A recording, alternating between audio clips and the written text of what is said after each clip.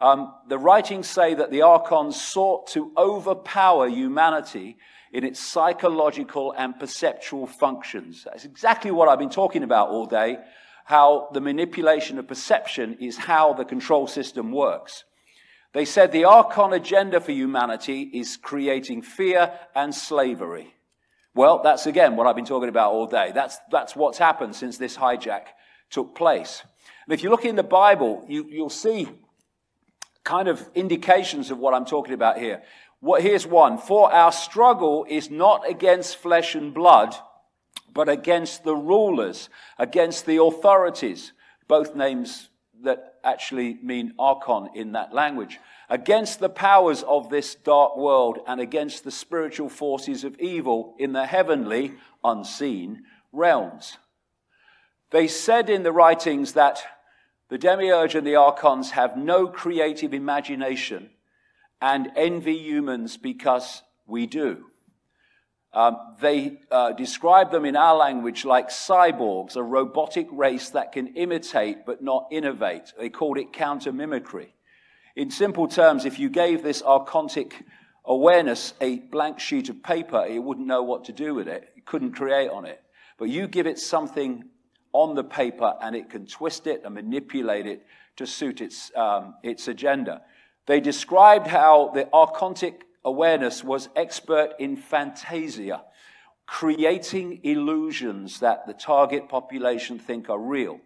They described them as mind parasites that possessed human perceptual processes, that they were experts in deception. They were called the deceivers, and also in inversion. And this is the key.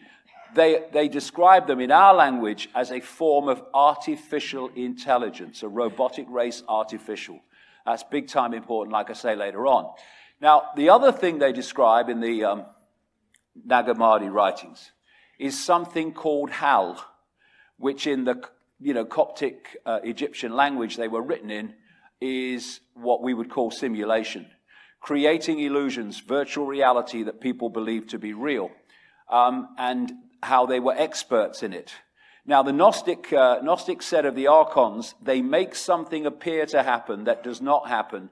They can induce a virtual reality experience, using our language, of course.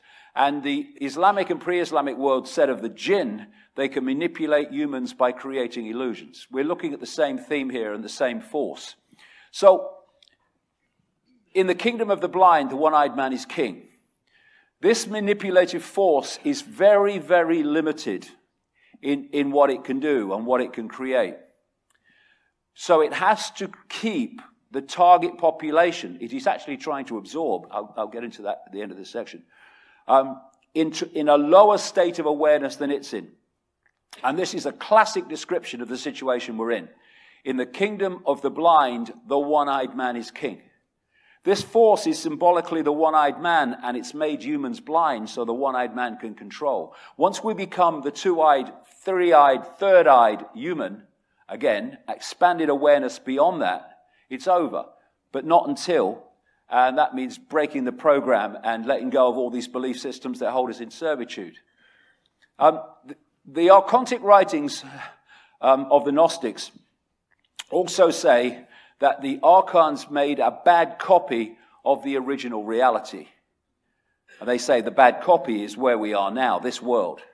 Again, he's back. Bad copy, what you freaking talking about? Well, what am I talking about? With a bad copy of original reality? I'm back to the simulation.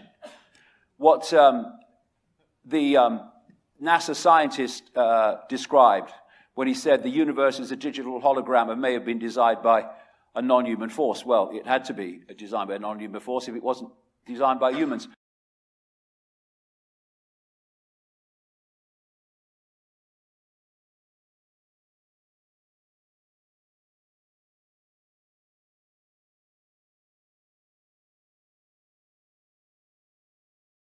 Now, where is the matrix? It's in our heads. It's in our perceptual decoding system.